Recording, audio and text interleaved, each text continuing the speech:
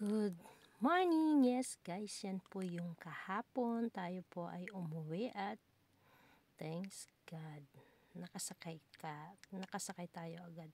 Siguro mga 10 minutes or 15 minutes lang ako naghintay ng bus kasi nung parating na po ako ay mayroon kakaalis lang kaya hindi masyadong mahaba ang pila.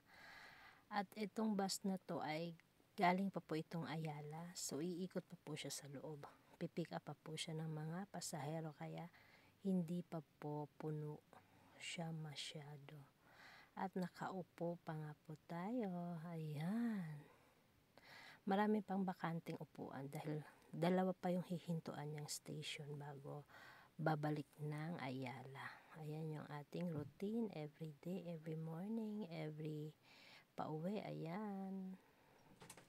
Hintayin pa natin papasok yung mga yan dahil